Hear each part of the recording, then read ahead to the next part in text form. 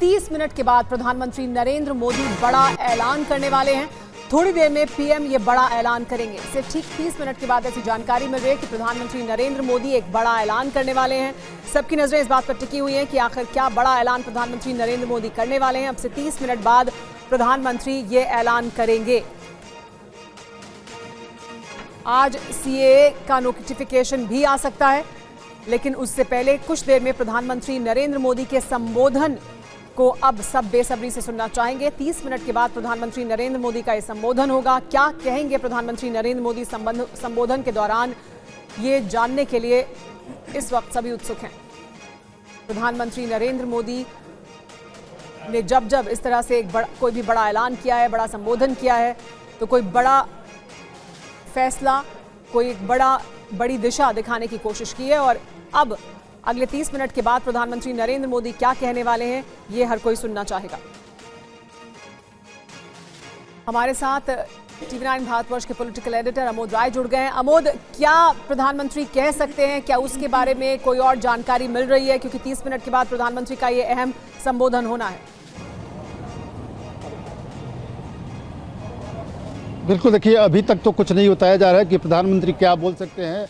कयास जरूर लगाया जा सकता है कि प्रधानमंत्री क्या बोल सकते हैं, लेकिन प्रधानमंत्री असल में क्या बोलेंगे ये अभी किसी को नहीं मालूम है।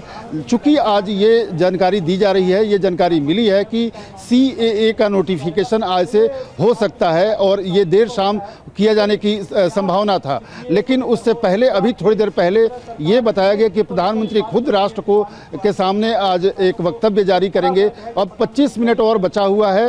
उम्मीद ये जताई जा रही है कि सीए पर जो नोटिफिकेशन आज जारी होना है, उसके बाबत प्रधानमंत्री कुछ आज अपना मंतव्य या अपना वक्तव्य देश के लोगों के सामने दे सकते हैं। लेकिन अभी ये एक कयासबाजी ही है, लेकिन एक अंदाजा है जिसको ये कहा जा सकता है कि प्रधानमंत्री सीए के ऊपर आज अपना वक्तव्य दे सकते हैं और उसी पर केंद्रित उनकी सारी बातचीत रहेगी, ऐसा एक अंदाजा लगाया जा सकता है। सुमेरा, फिलहाल जैसा कि आमोद बता रहे हैं, तमाम तरह की अटकलें शुरू हो गई हैं। प्रधानमंत्री मोदी अब से कुछ ही देर बाद उनका संबोधन होने वाला है। हमारे रोविंग एडिटर पंकज झा भी हमारे साथ जुड़ गए हैं। पंकज, क्या कुछ कयास लगाए जा रहे हैं प्रधानमंत्री मोदी के संबोधन को लेकर? लोकसभा चुनाव से ठीक पहले उनका यह संबोधन क्या संदेश देने की कोशिश हो सकती है?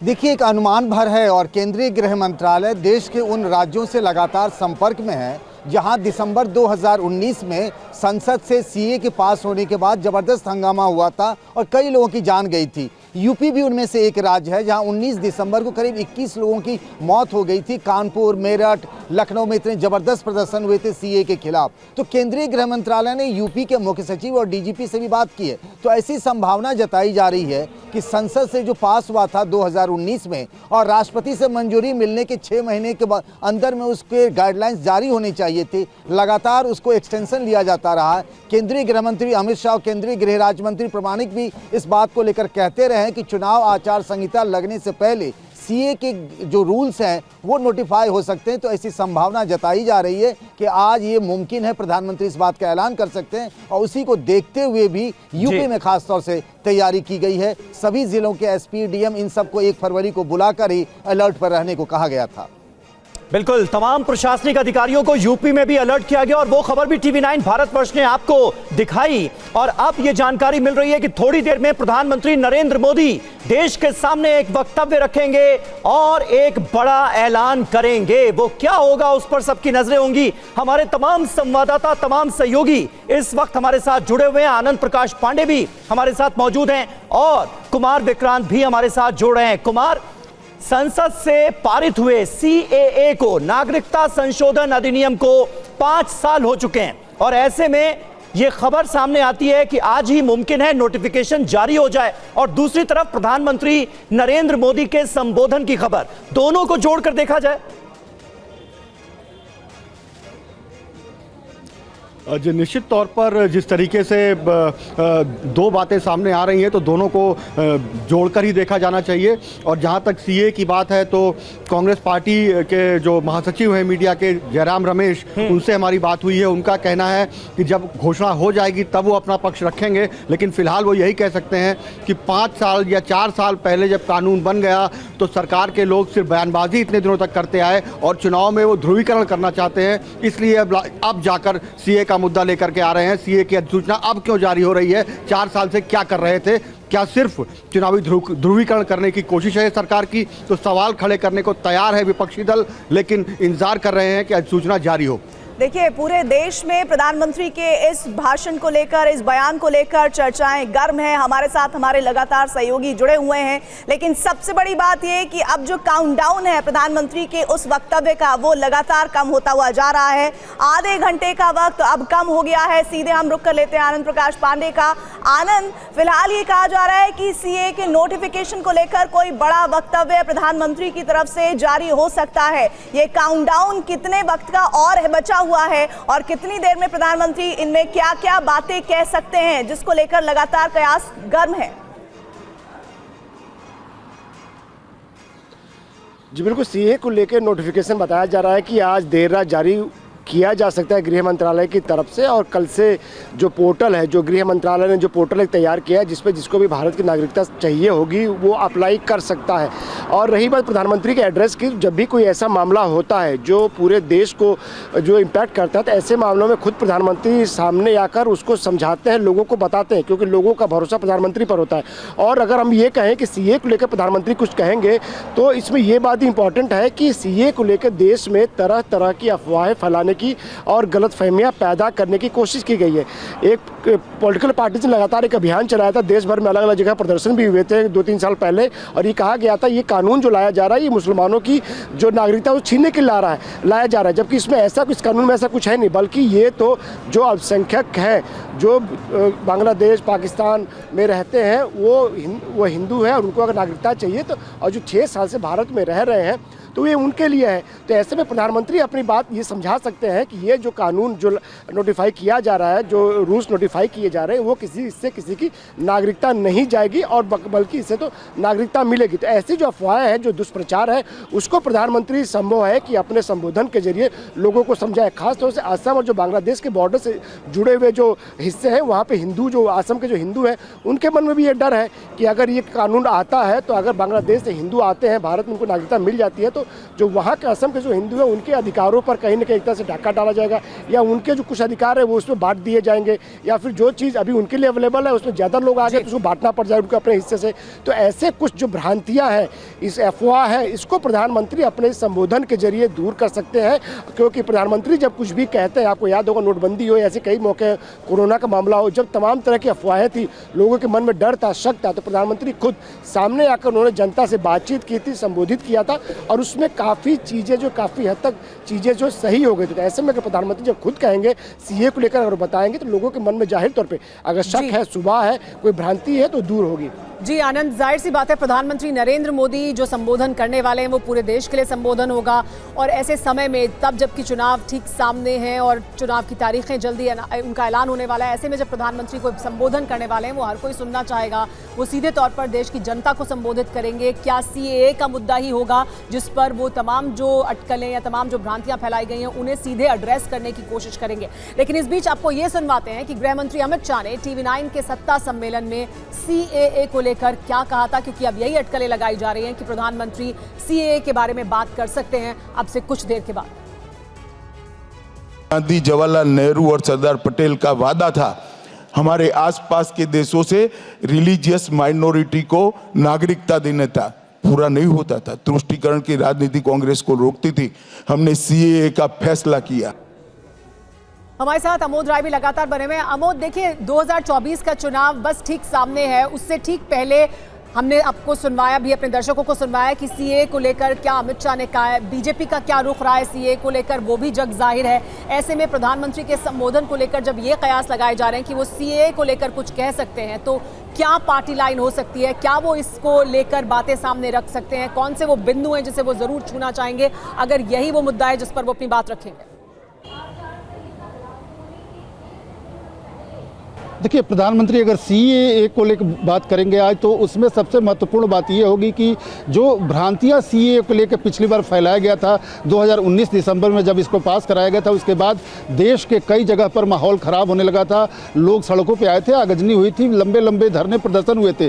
तो ये बताने की कोशिश बीजेपी 4 सालों से कर रही है कि सीएए किसी का नागरिकता छीनने का नहीं, लोगों के नागरिकता देने का ये कानून है। और ये वायदा महात्मा गांधी ने किया था, तब जब संविधान बना रहे थे लोग, उनसे ये वायदा किया था कि जब भी बांग्लादेश, पाकिस्तान या अफगानिस्तान में रह रहे अल्पसंख्यक यानी हिंदुओं को दिक्कत होगी तो भारत में आ सकें और उनको नागरिकता यहाँ का मिल सके, इसकी कोशिश होनी चाहिए। और वही कानून सीएए के रूप में मोदी सरकार ने पूरा किया था। इसी बात को आज प्रधानमंत्री हो सकता है कि अभी थोड़ी देर बाद देश के लोगों को ये बताएं कि इसको लेकर किसी भी तरह से गलत धारणा न पालें, कोई गलत प्रचार का शिकार न बने। संभावना इस बात की है कि प्रधानमंत्री देश की जनता से सीधे ये बताएं कि सीएए क्या है और इसको लेकर किसी तरह के कोई कंफ्यूजन न रहे। ये एक बहुत बड़ा मैटर आज की उनके इस पूरे भाषण में या अभिभाषण में हो सकता है। कई तरह के कयास लगाए जा रहे हैं, जैसा कि आमोद भी बता रहे हैं। हमारे साथ हमारे संवाददाता रुपेश कुमार भी जुड़ गए। रुपेश, किस तरीके की अटकलें वहां पर लगाई जा रही है, खासतौर पर अगर हम बिहार की बात करें, क्योंकि अब प्रधानमंत्री के संबोधन में बहुत कम वक्त बचा है और ये भी कहा जा रहा है चूंकि सीएए का नोटिफिकेशन आना है, हो सकता है कि उसको लेकर बात करें। क्या इसके अलावा भी कुछ चर्चाएं तेज हो रही हैं? देखिए, बिल्कुल बहुत तेज चर्चा है कि गृह मंत्रालय की तरफ से ये अधिसूचना भी जारी हो सकती है। और 10 फरवरी को जैसे गृह मंत्री ने ऐलान किया था, और उसके पहले जब वो बिहार आए थे और ख़ास करके जो माइनॉरिटी कंसंट्रेटेड डिस्ट्रिक्ट्स हैं वहाँ पर उनकी 2 रैलियाँ हुई थी और उन दोनों ही रैलियों से उन्होंने वहाँ कहा था कि किसी को डरने की ज़रूरत नहीं है, सीएए लागू होगा और इसे कोई रोक नहीं सकता है। लेकिन उसके साथ ही उन्होंने कहा था कि ये नागरिकता देने का है। ये जो भ्रांति फैली हुई और पिछली दफ़े जिस तरीके से बिहार में ऐसा माहौल ख़राब हुआ था, पटना में लगभग 1 पखवाड़े तक यहाँ पर आग लगी हुई रही थी, चाहे डकबंगला चौराहा हो या फिर कारगिल चौराहा हो। कई ऐसे जगह हैं जो जैसे पटना का सब्जी बाग हो, वो शाहीन बाग बना हुआ रहा था, वहाँ पर लंबे समय तक धरना हुआ। तमाम जिलों में, खास करके अगर जो सीमांचल का इलाका है, सीमांचल के इलाके में एक तरीके से लोगों को, खास करके माइनॉरिटीज़ को, ये भ्रांतियाँ उनके मन में रही कि उनकी नागरिकता छीन ली जाएगी या फिर कई ऐसे हैं। हालांकि ये चर्चा है और ये रिपोर्ट भी है बिहार सरकार के पास कि जो बॉर्डरिंग डिस्ट्रिक्ट हैं, खास करके बांग्लादेश से लगे हुए जो ज़िले हैं, चाहे वो किशनगंज हो, कटिहार हो या फिर बंगाल और बांग्लादेश से लगी हुई जो सीमा है, वहाँ पर बड़ी संख्या में बांग्लादेशी हैं। क्या उनको बाहर किया जा सकता है? ऐसे में कागज हम नहीं दिखाएंगे, तमाम तरह के वो चीज़ें जो 2019 में लोगों ने देखा, किस तरीके से कारगिल चौराहे पर लगभग 3 बिल्कुल सीएए के नाम पर जो अफवाह फैलाने का सिलसिला शुरू किया गया, उसका नतीजा इस देश ने देखा है। ऐसे में प्रधानमंत्री नरेंद्र मोदी का संबोधन अगर आज सीएए को लागू करने को लेकर ही होता है तो उनकी तरफ से क्या बातें देश की जनता के सामने रखी जाती हैं, ये बहुत महत्वपूर्ण होगा देखना। हमारे साथ इस वक्त देश के अलग अलग शहरों से हमारे संवाददाता हमें ज्वाइन कर रहे हैं। जल्दी से भोपाल का हम रुख कर सकते हैं। शुभम वहां से हमारे साथ जुड़ चुके हैं। शुभम, थोड़ी ही देर में और अब सिर्फ 19 मिनट का वक्त बाकी रह गया है जब प्रधानमंत्री नरेंद्र मोदी का संबोधन शुरू होगा। सीएए को लेकर बहुत सारी बातें की जा रही हैं। भोपाल के माहौल को आप बयां कर सकते हैं क्या हमारे दर्शकों के सामने? जाहिर है वहां पर भी लोग उत्सुक होंगे कि प्रधानमंत्री आज क्या कहते हैं।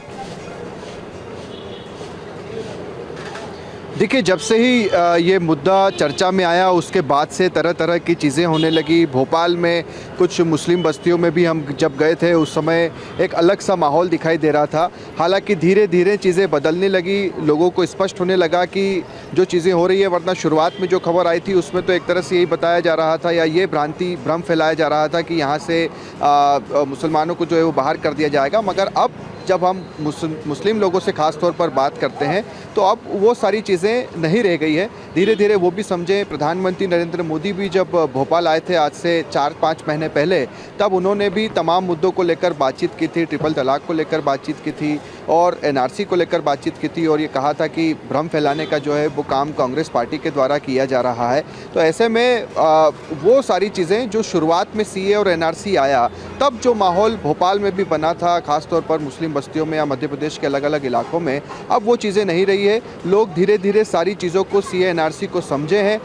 ये बात सही है कि जो दस्तावेज़ों की बात है वो पिछले 10-20 सालों का रिकॉर्ड हर कोई अपने पास जमा कर रहा है, चाहे वो मकानों की रजिस्ट्री हो या फिर अन्य कोई कागज़ क्यों ना हो। तो उस तरह की चीज़ें नहीं है, मगर अब धीरे धीरे माहौल बदला है। लोग, ये बात सही है कि जो पुराने 50 या 100 सालों से रह रहे हैं, उनके जो कागजात हैं, पेपर्स हैं, वो सब उन्होंने जुटाए हैं। तो किसी तरह का कोई डर का माहौल फिलहाल यहाँ पर दिखाई नहीं दे रहा है। उसको लेकर अलग अलग प्रावधान का जिक्र भी CAA के अंदर है, शुभम, जैसा आप भी जिक्र कर रहे हैं, लेकिन बहुत सारे ऐसे लोग हैं जो इस CAA कानून एक्ट को लेकर भी भ्रांतियां फैलाते रहे हैं, जिसको लेकर कहा जा रहा है कि आज प्रधानमंत्री का वक्तव्य अहम होने जा रहा है।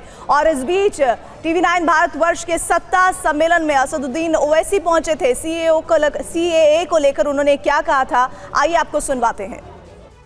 CAA से दिक्कत यह है कि यह मजहब की बुनियाद पर बनाया गया। देश के संविधान में आप मजहब की बुनियाद पर कैसे बनाते हैं? आप CAA को ये रिलीजन की बुनियाद पर बनाया गया, गलत है। आप पाकिस्तान, बांग्लादेश से जो हमारे हिंदू परसिक्यूटेड भाई आ रहे, सिख आ रहे, दीजिए, पहले भी कानून था। तीसरी बात यह है कि CAA को अकेला मत देखिए, NPR NRC से जोड़कर देखिए, तब आपको समझ में आएगा। ये पंकज झा का सीधे हम रुख कर लेते हैं। पंकज, पाकिस्तान, अफगानिस्तान और बांग्लादेश, यहाँ से गैर मुस्लिम जो लोग वहाँ पर रहते हैं, जो 6 धर्मों से, अलग अलग धर्मों से ताल्लुक रखते हैं, उनको भारत में जगह देने के लिए CAA कानून बहुत अहम है। और इसी धर्म से जुड़े हुए जो भारत में रह रहे हैं, जिनके पास कागजात नहीं है, उनको लेकर भी कहा गया है कि डरने की जरूरत नहीं है। लेकिन जिस तरह से इस पूरे कानून को लेकर भ्रांतियां फैलाई गई, और ऐसे में आज कहा जा रहा है कि CAA को लेकर प्रधानमंत्री का वक्तव्य अहम होगा, क्या लगता है कि CAA का नोटिफिकेशन, और क्या ये आज से ही लागू होने की तरफ एक बड़ा कदम हो सकता है प्रधानमंत्री के संबोधन को अगर हम समझे तो? देखिए, पिछली बार जब कृषि कानून को लेकर प्रदर्शन हुआ था, तब प्रधानमंत्री नरेंद्र मोदी की तरफ से कहा गया था कि हम कानून के बारे में लोगों को समझा नहीं पाए थे ठीक से, और यही बात 2019 के मामले में भी हुआ था। तब से बहुत कुछ बदल चुका है, और जैसा बार बार कहा गया है कि नागरिकता छीनने का नहीं, नागरिकता देने की बात है। जो 31 दिसंबर 2014 तक जो इन 3 देशों से लोग आ चुके हैं, जो नॉन मुस्लिम्स हैं, उनके लिए नागरिकता देने का कानून एक तरीके से बनाया गया है। पिछली बार क्या हुआ था, बहुत लोगों में इस तरीके की अफवाहें फैल गई थी, और इसीलिए देश के कई हिस्सों में बहुत हिंसक प्रदर्शन हुए थे। और प्रधानमंत्री का जो कनेक्ट है देश के लोगों से, वो बड़ा ज़बरदस्त है। इसीलिए मुझे लगता है कि जब नोटिफाई करने की बात आ रही है, प्रधानमंत्री नरेंद्र मोदी देश के लोगों से अपील करेंगे, और जिस तरीके से लोगों को समझाते हैं, वो बताते हैं, मुझे लगता है देश की जनता उनकी बात को समझेगी, और पिछली बार जो गलतियां हुई थी शायद वो चीज़ें ना दोहराई जाए। और उसी तरीके से अलग अलग राज्यों में जहां पिछली बार प्रदर्शन हुए थे, लॉ एंड इन्फोर्समेंट एजेंसी जो है उसने भी उसी तरीके से अपनी तैयारी भी कर रखी है। हमारे साथ अमोद भी लगातार बने हुए हैं, हमारे साथ आनंद प्रकाश भी जुड़े हुए हैं। अमोद, लेकिन प्रधानमंत्री नरेंद्र मोदी के संबोधन से पहले ये तमाम अटकलें हैं कि वो क्या कह सकते हैं, ये बात कही जा रही है कि हो सकता है CAA के बाद में बात करें, लेकिन और भी कोई मुद्दा हो सकता है, क्योंकि प्रधानमंत्री जब तक अपना एड्रेस शुरू नहीं करेंगे तब तक पुख्ता तौर पर नहीं कहा जा सकता कि वो किस मुद्दे पर बात करेंगे। लेकिन एक बात तो जरूर है कि 2024 के चुनाव से सीधे तौर पर जुड़ा हुआ होगा मुद्दा जिस पर वो बात करेंगे, या नहीं? बिल्कुल बिल्कुल। देखिए, प्रधानमंत्री क्या बोलेंगे ये तो किसी को नहीं मालूम, लेकिन एक ज़रूर अंदाज़ा लगाया जा सकता है कि प्रधानमंत्री क्या बोल सकते हैं, और उसी के तहत हम लोग CAA को लेकर बात करें, क्योंकि ये जानकारी पहले आई कि CAA आज देर रात तक नोटिफिकेशन CAA का हो जाएगा, और उसके थोड़ी देर बाद ये सूचना आई कि प्रधानमंत्री आज 30 मिनट के लगभग बाद वार्ता करेंगे देश के लोगों से। तो ये कहीं ना कहीं एक ये समझने की कोशिश है कि CAA को लेकर तो कहीं ये बातचीत नहीं है, लेकिन हाँ, इसको पुख्ता तौर पे नहीं कहा सकता है। जहाँ तक बात प्रधानमंत्री के बातचीत का है, तो ये ज़रूर है कि चूंकि CAA को लेकर कई बार, कई सालों से लगातार भ्रांतियां फैलाई गई, और ये कहा गया कि ये, जैसा कि अभी आपने सुनवाया, ओवैसी साहब कह रहे थे कि ये रिलीजियस कानून बनाया गया है, इसको लागू नहीं होने देना चाहिए। तो इस तरह की बातें भी समाज के लोगों के बीच जाकर कहा जाता है, तो लोग इससे किसी भी तरह से भ्रांति में ना आए, उसको खत्म करने के लिए प्रधानमंत्री ये कह सकते हैं, लोगों को अपील कर सकते हैं कि देखिए, हिंदुओं के पास और कहीं जाने का रास्ता नहीं है। अगर इर्द गिर्द के देशों से अगर उनको विस्थापित होना पड़ता है तो भारत के अलावा उनके पास कोई चारा नहीं है। इस लिहाज से उनको एक कानून बनाकर भारत सरकार एकोमोडेट किया, देश में उनको नागरिकता देने के लिए एक फैसला लिया गया और उसी को लागू किया जा रहा है। लेकिन इससे किसी को नुकसान नहीं है। जो भी अगर इस तरह की बात फैलाता है तो ये गलत है, ये बताने का प्रधानमंत्री का एक कोशिश हो सकता है और इसी के तहत ये हो सकता है उनकी संवाद को प्लान भी उन्होंने किया हो और देश के सामने लेकर आ भी रहे हो। सुमेरा, क्योंकि चुनावी साल है आनंद, ऐसे में कई तरह के कयास, कई तरह की अटकलें और सोशल मीडिया पर तो हम देख रहे हैं कि कई तरह के रिएक्शंस भी आने शुरू हो गए हैं कि जिसपे तरह तरह के गेसेस किए जा रहे हैं किस बारे में प्रधानमंत्री मोदी बात कर सकते हैं। लेकिन ये तो तय है कि चुनावी साल है और प्रधानमंत्री जो भी बोलेंगे वो एक बड़ा मुद्दा हो। जी बिल्कुल, चुनावी साल है और सीए भी चुनाव से ही जुड़ा हुआ है। अमित शाह खुद ही कह चुके थे कि चुनाव के पहले ये लागू किया जाएगा और चूंकि चुनावी साल है इसलिए सरकार की चिंता भी ज़्यादा है, क्योंकि इतना बड़ा चुनाव होने जा रहा है, देश का चुनाव होने जा रहा है, लोकसभा चुनाव होने जा रहा है। और ऐसे में अगर सीए को लेकर भ्रांति फैलाकर अगर देश में अगर हालात खराब होते हैं, कानून व्यवस्था खराब होती है, तो कहीं ना कहीं इससे न सिर्फ सरकार की बल्कि भारत की छवि भी अंतर्राष्ट्रीय स्तर पर खराब होगी और यही वजह है कुछ बड़ी वारदात भी हो सकती है। तो यही वजह है कि प्रधानमंत्री नरेंद्र मोदी अगर खुद लोगों को समझाते हैं तो उसका पूरा इंडिया में इफेक्ट होता है, लोग उसको मानते भी हैं। और यही वजह है कि प्रधानमंत्री भी आज अगर सीए को लेकर बोलेंगे तो लोगों को समझाएंगे कि पहली बार नहीं है जब नागरिकता कानून में संशोधन किया गया, अब तक 6 बार संशोधन किया जा चुका है। और ऐसा भी नहीं है कोई आज ही नागरिकता के लिए अप्लाई कर देगा, पाकिस्तान में रह रहा, अफगानिस्तान में रह रहा, बांग्लादेश में रह रहा। जो भारतीय ऐसे हैं, जो इन तीनों देशों के हिंदू, सिख, जैन, पारसी, बौद्ध ऐसे हैं जो कि पिछले 6 साल से भारत में रह रहे हैं, उनके लिए बाकायदा एक पोर्टल खोला गया है। उसका ड्राई रन भी शुरू हो चुका है, वो पोर्टल भी लॉन्च होगा। उस पर आपको अप्लाई करना है और आपको डॉक्यूमेंट्स देने, फिर उसको एसेस किया जाएगा, उसको वेरीफाई किया जाएगा और उसके बाद आपको सिटीजनशिप देनी है कि नहीं देनी है। अगर सारी प्रक्रिया पूरी करते हो तो ही आपको मिलेगा। ऐसा भी नहीं है कि आपने सीधा अप्लाई किया और आपको नागरिकता मिल गई।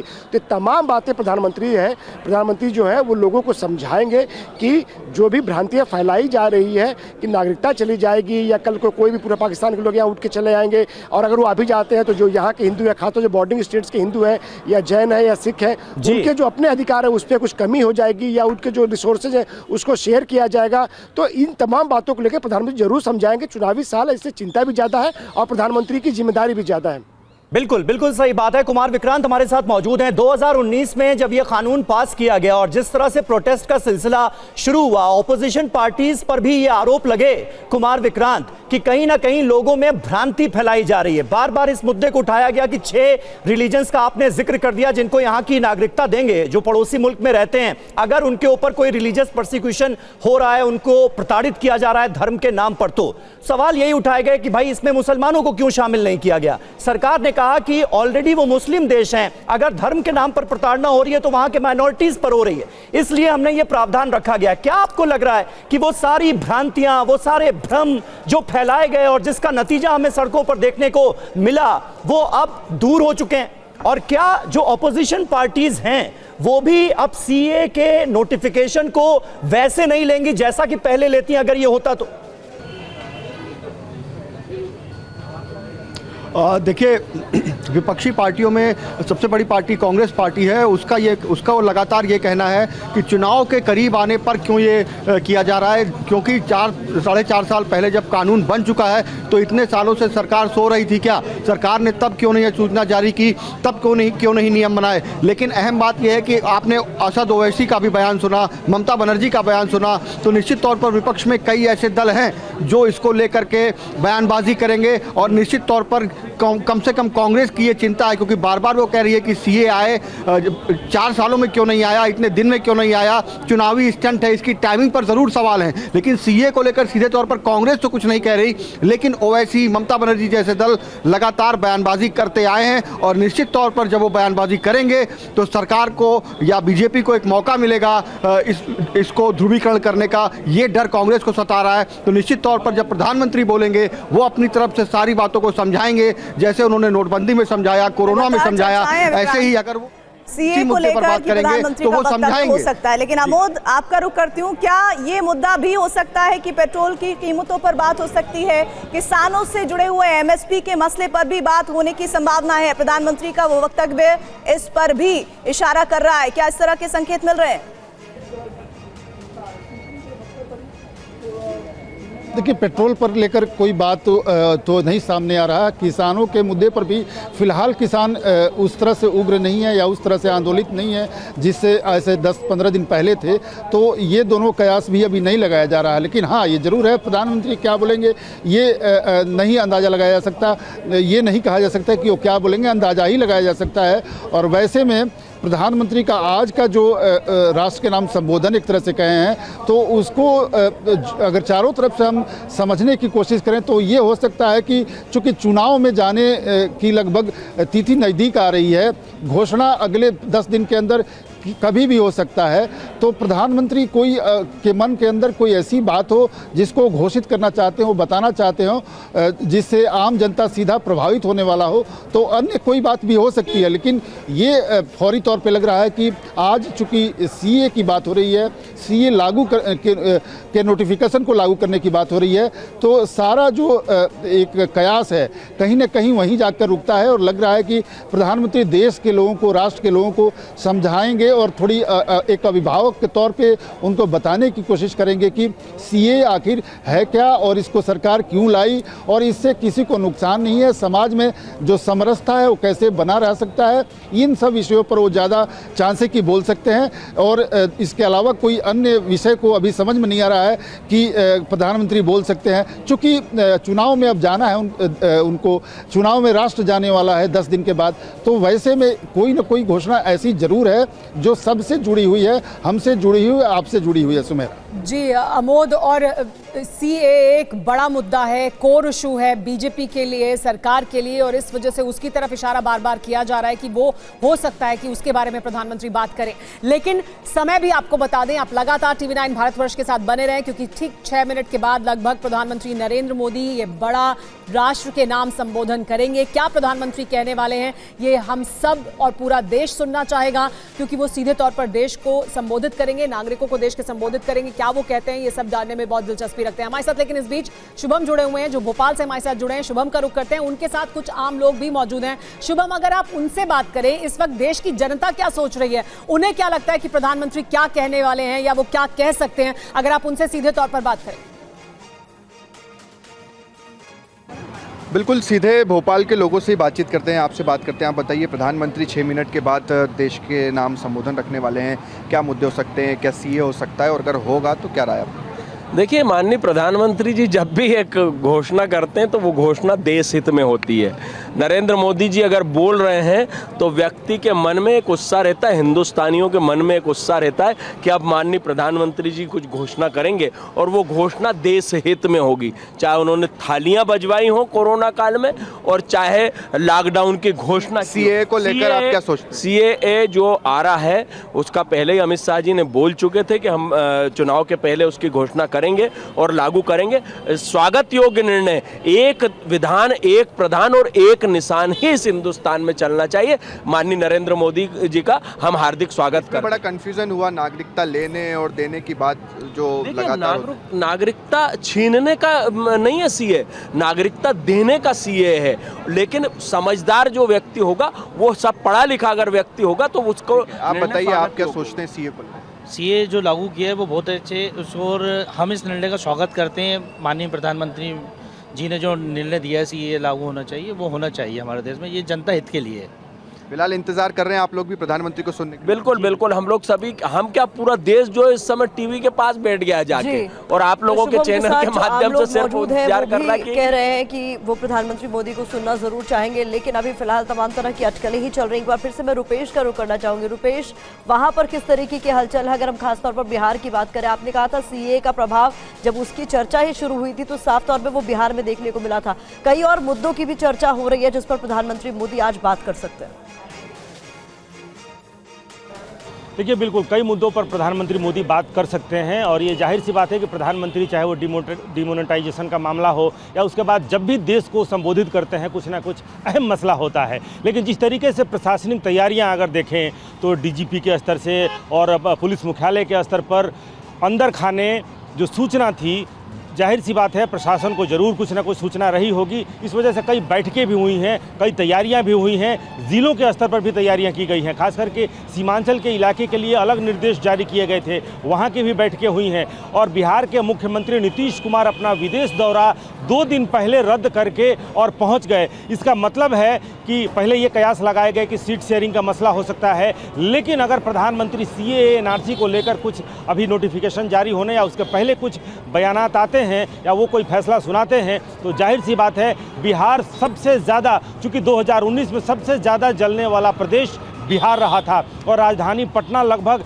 1 पखवाड़े तक यहाँ जलता रहा था। हर राहगीर की गाड़ियाँ तोड़ दी गई थी, गाड़ियाँ जलाई गई थीं, लेकिन उसके बाद लोगों को ये समझाया गया कि चाहे वो सीमांचल का इलाका हो, जो पाकिस्तान, बांग्लादेश, अफगानिस्तान में जो वर्षों से जो गैर मुस्लिम हैं, धर्म के आधार पर जो प्रताड़ित होते रहे हैं, चाहे वो हिंदू हों, सिख हों, ईसाई हों, जैन हों, पारसी हों, बौद्ध हों, वो अगर यहाँ पर आए हैं और 31 दिसंबर 2014 के पहले से अगर यहाँ रहते रहे हैं तो उन्हें नागरिकता दी जाएगी। लेकिन कुछ अल्पसंख्यकों को ये ज़रूर लग रहा था या उन्हें ये समझाया गया था कि आपका माइनॉरिटीज़ का जो दर्जा है वो दर्जा छिन जाएगा और अल्पसंख्यक के नाम पर जो सुविधाएं आपको मिल रही हैं वो नहीं मिलेंगी। लेकिन दूसरी तरफ ये भी सच्चाई है कि बड़ी संख्या में बिहार में बांग्लादेशी घुसपैठिए के रूप में अवैध रूप से रह रहे हैं। वो ऐसे ही माइनॉरिटीज़ का जो सुख सुविधाएं हैं वो उसका दोहन कर रहे हैं। ऐसे में अगर वापस भी भेजने की अगर बात होती है, हालांकि इसमें नागरिकता छीनने का मसला नहीं है, बिल्कुल सही बात है। और तब से लेकर अब तक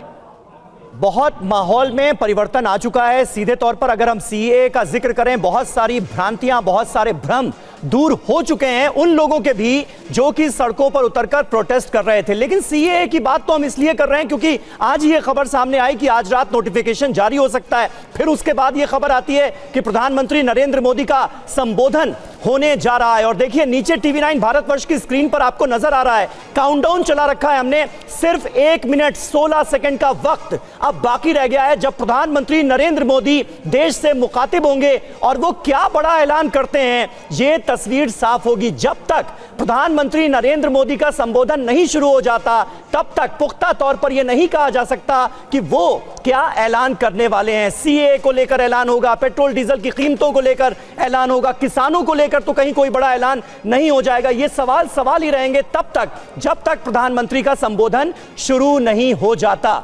आमोद राय हमारे साथ मौजूद हैं। आमोद, CAA पर तो इतनी बातें हो गई, लेकिन क्या कोई ऐसा इशू जिसके बारे में हमने इस शो में बात नहीं की हो, जिसके बारे में कोई चर्चा ना हुई हो, वो भी सामने आ सकता है क्या? देखिए फिलहाल सबीर ऐसी कोई चर्चा ऐसी बाजार में नहीं है जिसको लेकर हम ज़्यादा प्रधानमंत्री के स्तर की बातचीत कर सकें। मैं इस वक्त मौजूद हूँ बीजेपी ऑफिस में। यहाँ करीब 45 मिनट बाद 50 मिनट बाद प्रधानमंत्री स्वयं आएंगे और आज चुनाव समिति की बैठक है। लेकिन थोड़ी देर पहले तक ये नहीं किसी को मालूम था कि ये कोई ऐसी प्रधानमंत्री की तरफ से अभिभाषण होने वाली है या राष्ट्र के नाम वो संबोधन करने वाले हैं। लेकिन अकस्मात अगर प्रधानमंत्री की तरफ से ये आता है कि उनको आधे घंटे में देश के लोगों को कुछ संबोधित करने वाले हैं तो निश्चित तौर पे ये कोई बड़ा इशू हो सकता है। और बड़े इशू में अभी फिलहाल जो देश के सामने है वो क्या है, वो उसमें सबसे बड़ा इशू यही हो सकता है CAA को लेकर पिछले 10 दिनों से जो पुलिस और प्रशासनिक तैयारियां हैं देश के हर एक राज्य में चल रही थी। DGP स्तर के लोगों को कहीं ना कहीं ये मालूम था कि जरूर लागू होने वाला है और बार बार कहा भी गया गृह मंत्री के द्वारा कि चुनाव से पहले, घोषणा से पहले इसको लागू करना है। तो ये आमतौर पे एक धारणा थी कि 10 तारीख के बाद कभी भी चुनाव घोषणा में जा सकता है, चुनाव आयोग घोषणा कर सकता है लोकसभा चुनाव का। तो उसको लेकर उससे पहले अगर जारी होना है CAA तो तैयारियां चल रही थी। लेकिन उसी के बाबत आज जानकारी मिली कि आज नोटिफिकेशन देर रात तक किया जा सकता है और उसके थोड़ी देर बाद ये जानकारी मिली कि प्रधानमंत्री राष्ट्र के नाम संबोधन करने वाले हैं। तो ये एक ज़्यादा उम्मीद इस बात की है कि CAA को लागू होने से देश को क्या फ़ायदा है, देश के में रहने वाले उन तमाम जो प्रवासी। अच्छा, अगर ऐसा होता है आमोद, तो क्या इस सवाल का जवाब तैयार रखा गया है कि इतना वक्त क्यों लग गया? मतलब संसद से पारित हुए इस कानून को 5 साल हो गए।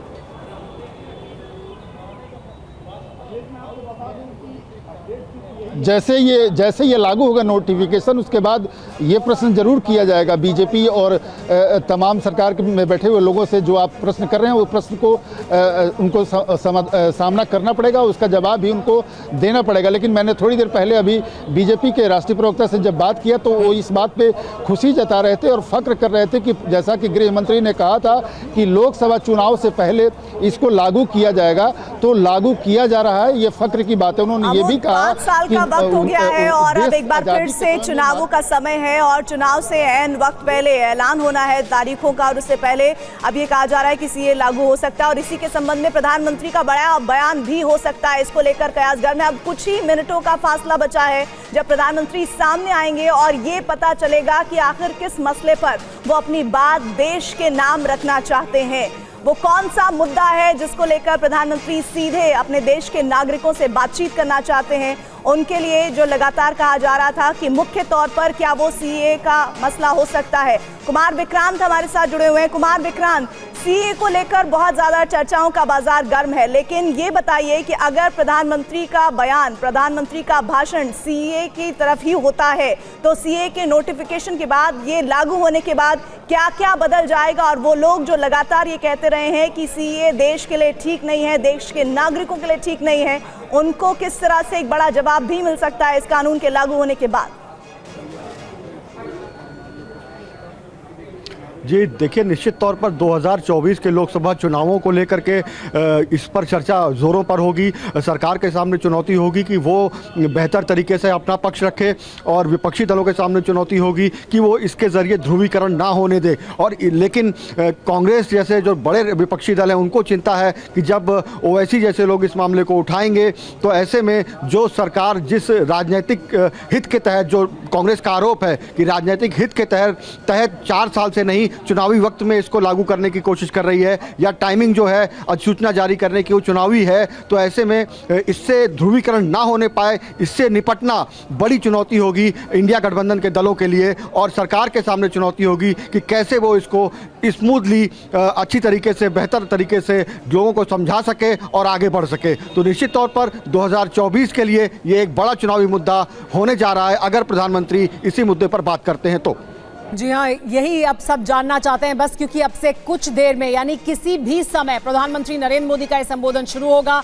अपने दर्शकों से हम कहना चाहेंगे कि आप बने रहें लगातार TV9 भारतवर्ष के साथ, क्योंकि जैसे ही प्रधानमंत्री संबोधन को शुरू करेंगे हम आपको सीधे उनका संबोधन सुनवाएंगे, दिखाएंगे, उसका विश्लेषण भी करेंगे। लेकिन प्रधानमंत्री नरेंद्र मोदी किसी भी समय शुरुआत हो सकती है उनके संबोधन की। फिलहाल अटकलें ही लगाई जा सकती हैं। फिलहाल इस वक्त जो सरप्राइज एलिमेंट हमेशा से रहा है, प्रधानमंत्री नरेंद्र मोदी ने जब भी इस तरह का कोई बड़ा अनाउंसमेंट किया है, कोई इस तरह का बड़ा संबोधन सीधे देश के लिए किया है, तब हमेशा एक सरप्राइज एलिमेंट को बनाकर रखा है। और इस बार भी ऐसा ही हुआ है। कुछ समय पहले तक किसी को नहीं मालूम था कि प्रधानमंत्री इस तरह का एक बड़ा संबोधन आज देश के लिए करने वाले हैं, लेकिन अब सबको बेसब्री से इंतजार है कि कैसे वो शुरू हो संबोधन और सब जान सके कि वो क्या कहने वाले हैं। आनंद भी हमारे साथ बने हुए हैं। आनंद, प्रधानमंत्री नरेंद्र मोदी ऐसी क्योंकि अटकलें लगाई जा रही हैं कि हो सकता है कि वो CAA के बारे में बात करें और उसको लेकर वो सीधे देश को, देश के नागरिकों को बताएं, उसको लेकर या उसके आसपास जो तमाम विवाद रहे हैं उनको सीधे एड्रेस करने की कोशिश करें।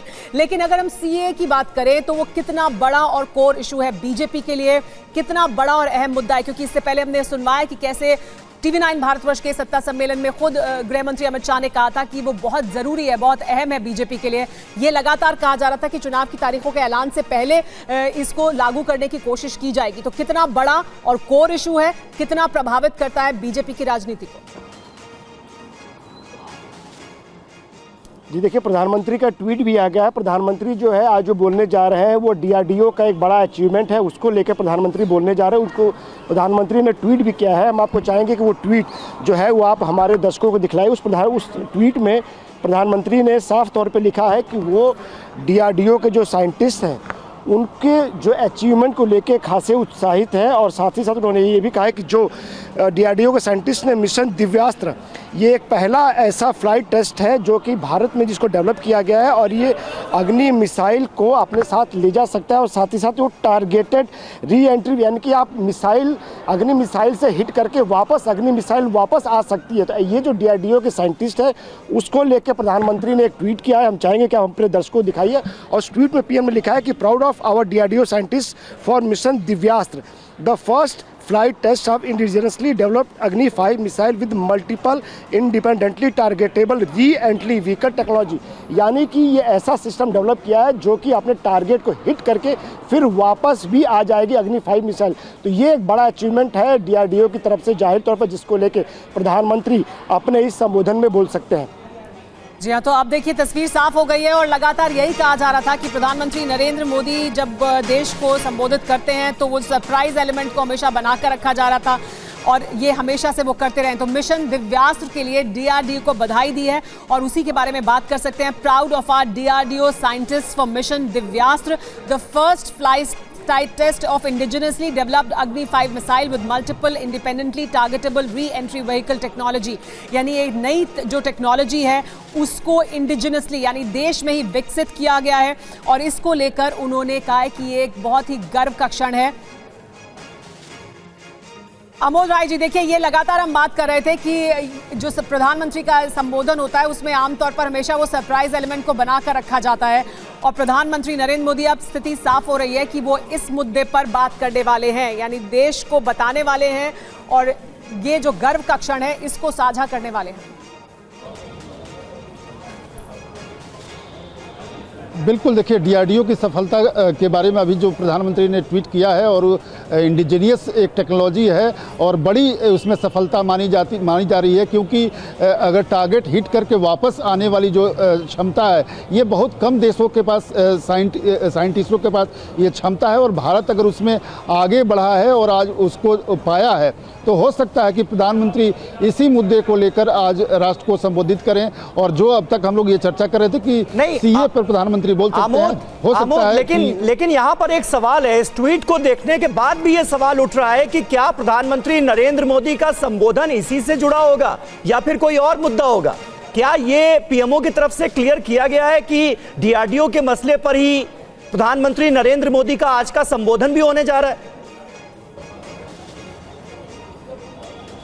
देखिए, अभी कोई आधिकारिक तौर पे इस तरह का क्लियरेंस नहीं दिया गया है, नहीं कहा गया है कि प्रधानमंत्री इसी मुद्दे पे बोलेंगे या किस मुद्दे पे बोलेंगे। ये जरूर बताया गया है कि प्रधानमंत्री संबोधित करेंगे, राष्ट्र के नाम एक संबोधन करेंगे, लेकिन ये विषय क्या होगा अभी तक नहीं बताया गया। हाँ, ये जिस तरह का कयास हम CAA को लेकर लगा रहे थे उसी तरह का एक कयास इसको लेकर भी लगाया जा सकता है कि चूंकि अभी अभी उनके हैंडल से ये ट्वीट हुआ है और ये बताया गया है कि प्रधानमंत्री जो ये आज भारत ने सफलता पाई है उसको लेकर एक खुशी जाहिर किया एक तरह से उन्होंने, तो ये उम्मीद लगाई जा रही है कि प्रधानमंत्री इसके इर्द गिर्द बात कर सकते हैं, इसी विषय पे बात कर सकते हैं, लेकिन इसको लेकर कोई आधिकारिक अभी तक जानकारी प्रधानमंत्री कार्यालय से या सरकार के किसी भी हिस्से से नहीं दी गई है। प्रधानमंत्री के संबोधन का इंतजार जरूर रहेगा, लेकिन इस बीच हमारे संवाददाता, हमारे सहयोगी, मैं कहूंगी सुमित चौधरी हमारे साथ जुड़ गए हैं, वो ज्यादा बता पाएंगे इस बारे में। प्रधानमंत्री मोदी का ये ट्वीट सुमित, जिसमें साफ तौर पर बधाई उन्होंने दी है, संदेश में उन्होंने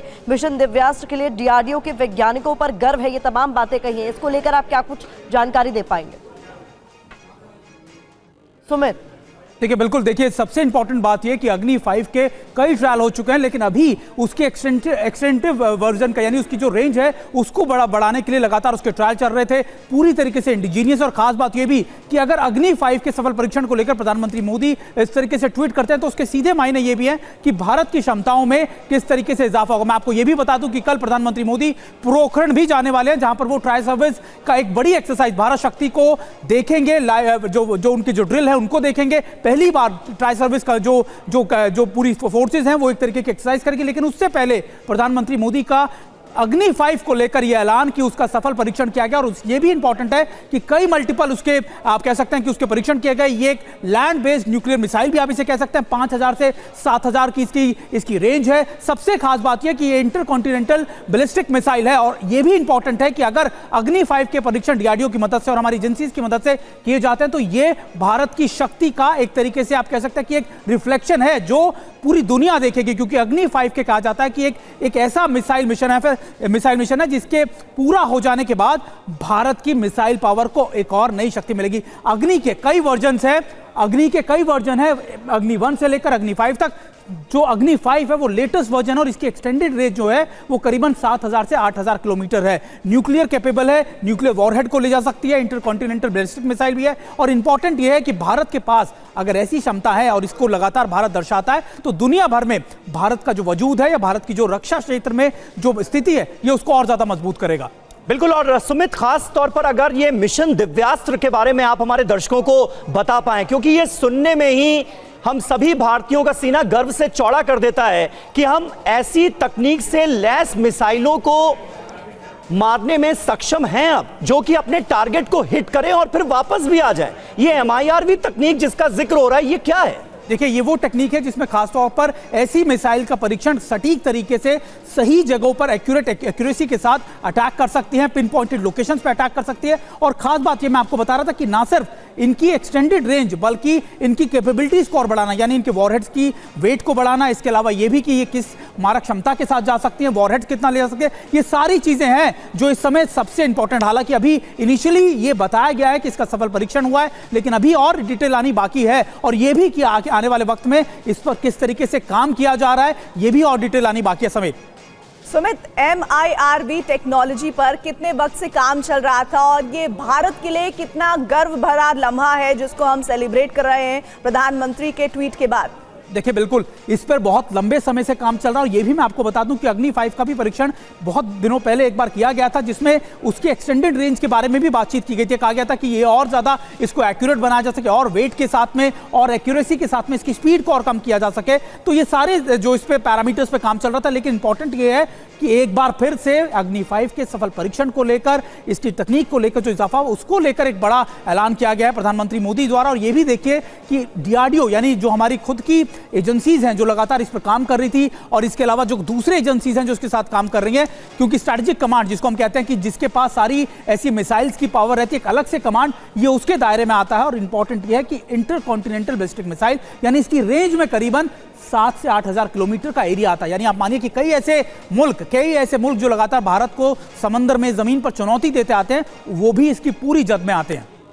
अग्नि 5 मिसाइल जो है वो अभी तक कैसे काम करती थी, और ये जो टेक्नोलॉजी की हम बात कर रहे हैं जिसे MIRV टेक्नोलॉजी कहा जा रहा है, बड़ा फर्क क्या है? क्योंकि बहुत सारे लोग आपको सुन रहे हैं सुमित, बहुत सारे बच्चे सुन रहे होंगे, उन्होंने अग्नि 5 मिसाइल के बारे में सुना होगा, लेकिन ये टेक्नोलॉजी कैसे उन मिसाइल्स के अभी तक के वर्जन से बहुत ज्यादा अपग्रेडेड है? देखिए, अभी मैं आपको लगातार ये बता रहा हूं कि MIRV जो इसकी तकनीक है वो इसलिए इंपॉर्टेंट है क्योंकि लैंड बेस्ड मिसाइल है। इसका इस्तेमाल लैंड बेस्ड से किया जा सकता है, न्यूक्लियर कैपेबल, लेकिन आने वाले वर्ष में इसके प्लेटफॉर्म्स को बदलकर, इसके प्लेटफॉर्म वर्जन्स को बदल के किस तरीके से इस्तेमाल होगा। इसके अलावा ये भी है कि इसकी एक्यूरेसी, इसके वेट को किस तरीके से बढ़ाया जा सकता है। इसी तकनीक के अंदर ये सारे काम किए जा रहे थे। कई और मल्टीपल टेस्ट हैं जो आने वाले वक्त में हम देखेंगे, और ये भी देखेंगे कि अग्नि 5 की और प्राइम यानी इसमें और बेहतरी से इस मिसाइल को कैसे लॉन्च किया जा सकता है, ये भी इस पर काम चल रहा है। सुमित, लगातार क्योंकि ये कयास लगाए जा रहे थे कि प्रधानमंत्री क्या कहने वाले हैं, ऐसे में जब उनकी तरफ से ट्वीट आया है तो सबकी नजरें इस बात पर हैं कि क्या प्रधानमंत्री इसके बारे में बात करने वाले हैं। लेकिन अपने आप में DRDO के जो साइंटिस्ट हैं उन्हें प्रधानमंत्री ने बधाई दी है, कहा है कि गर्व का क्षण है, कितनी बड़ी सफलता है। और हम दुनिया में अगर बाकी देशों की तुलना में हम बात करें तो हम कितने देशों के बराबर जाकर खड़े हो जाते हैं हम जब इस टेक्नोलॉजी को हासिल कर रहे हैं, और ये हमारी कैपेबिलिटी हो गई है। तो अगर हम तुलना करें, तुलनात्मक तौर पर हम कहाँ खड़े होते हैं?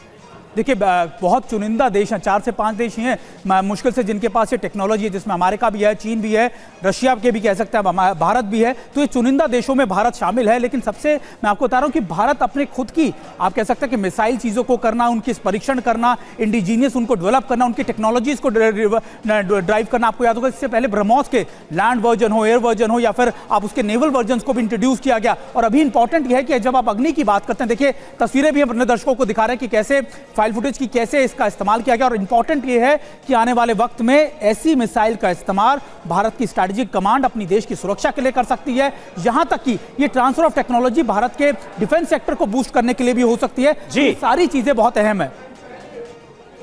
बिल्कुल बिल्कुल सुमित, बने रहे आप हमारे साथ। तो देखिए प्रधानमंत्री नरेंद्र मोदी ने डीआरडीओ को बधाई दी है मिशन दिव्यास्त्र के लिए। और ऐसे वक्त में जब हम सब ये इंतजार कर रहे थे कि प्रधानमंत्री नरेंद्र मोदी का संबोधन होगा और उसमें किस बात का उनकी तरफ से ऐलान किया जाता है, ऐसे में प्रधानमंत्री नरेंद्र मोदी का ये ट्वीट आया है। हमारे तमाम और सहयोगी भी हमारे साथ इस वक्त बने हुए हैं। हमारे साथ आनंद प्रकाश पांडे और आमोद राय भी मौजूद हैं। आमोद, कुछ और जानकारी मिल पाई है क्या? क्योंकि डीआरडीओ को लेकर, मिशन दिव्यास्त्र को लेकर प्रधानमंत्री नरेंद्र मोदी ने ट्वीट तो किया है, लेकिन क्या अभी उनका संबोधन बाकी है? प्रधानमंत्री नरेंद्र मोदी का संबोधन होगा थोड़ी देर में, उसका इंतजार किया जाए, या फिर उसमें भी कोई बदलाव है? क्योंकि यह जानकारी मिल रही है कि अब संबोधन शायद नहीं होगा। जी, ऐसा लग रहा है कि संबोधन थोड़ी देर बाद हो या नहीं भी हो सकता है, लेकिन ये जानकारी जरूर दी जा सकती है। आमोद, यही जानकारी मिल रही है कि अब संबोधन नहीं होगा। शुक्रिया फिलहाल आपका।